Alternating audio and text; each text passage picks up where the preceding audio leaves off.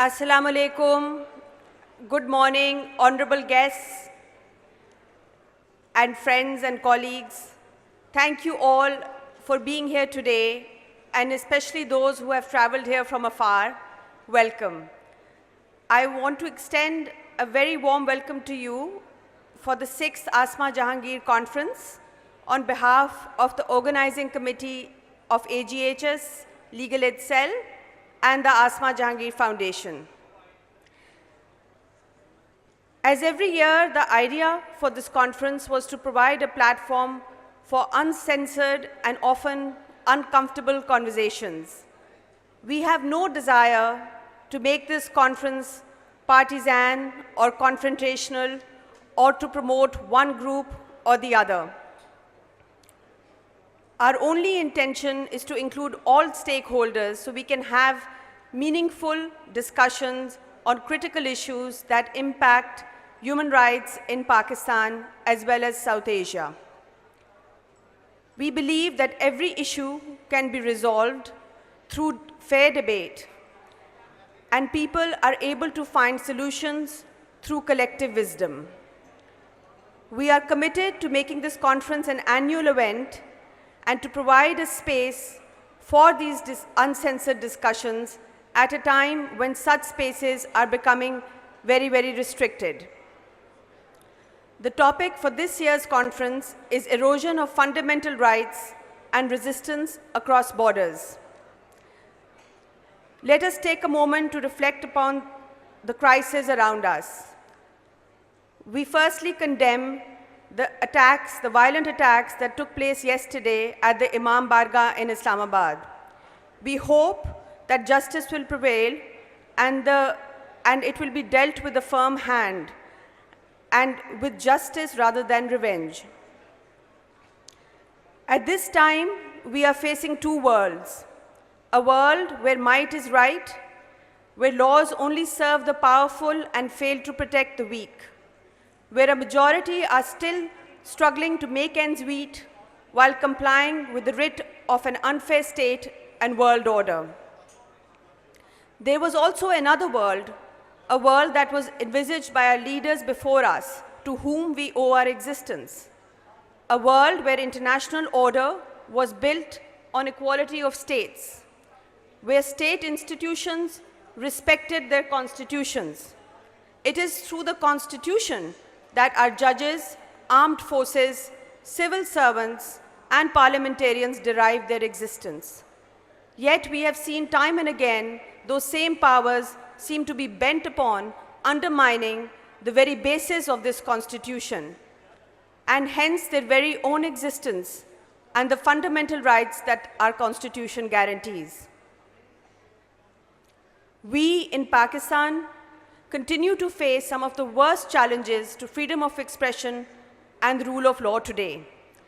Pakistan is sadly the last in almost every indicator of a functional state, be it gender disparity, rule of law, or freedom of expression. The situation has only worsened.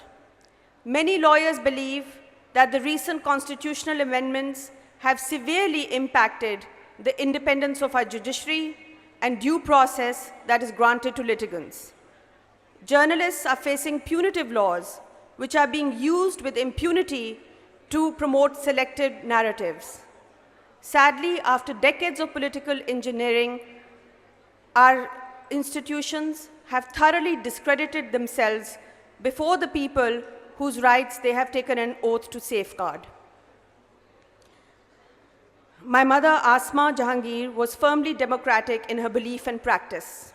She did not believe that judges should take oaths under military dictatorships or should pursue an agenda in the civil-military relationship. She did not believe that the judiciary should play favors to certain quarters or pursue elected leaders who have fallen out of favor. It is the political neutrality of the justice system as well as our military that is essential for a functioning democracy.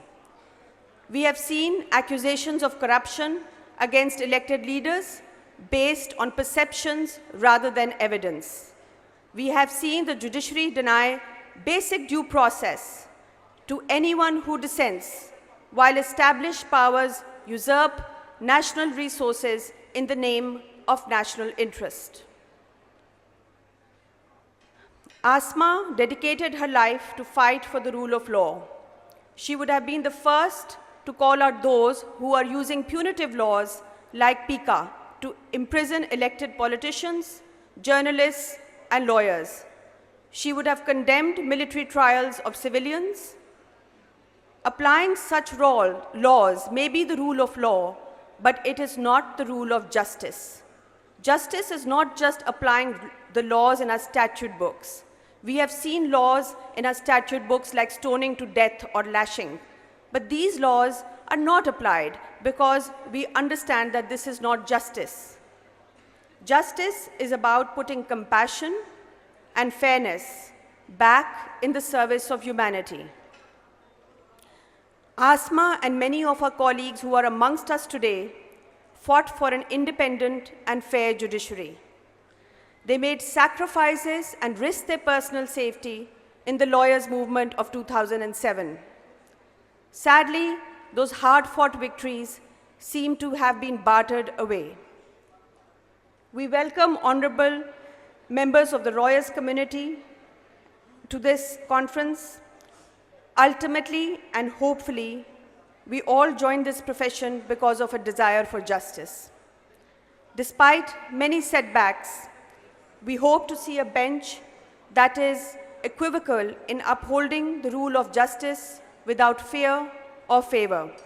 We hope to see a bench that is not afraid to hold state and non-state actors accountable for excesses. We hope the cases of missing persons will be dealt with expeditiously and political opponents will be provided due process. Without the judiciary playing its due role, the cyclical crisis of constitutionalism that we have seen in Pakistan for the last many decades will never end.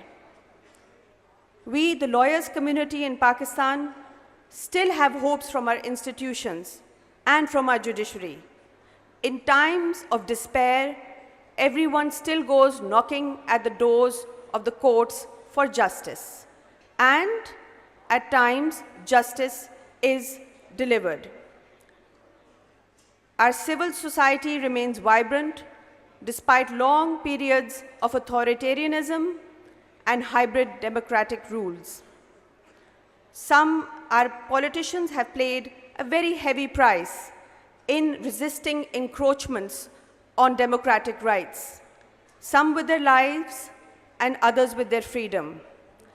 Our lawyers and journalists have faced prison, torture, and a loss of livelihoods. We do not live in a dead society. Our society is alive, it is diverse, it is resistant, and it wishes to be heard. It is the humble hope of our organizing committee that we should enable those voices to be heard. We firmly believe that enduring solutions will only be found through dialogue and not through the barrel of a gun.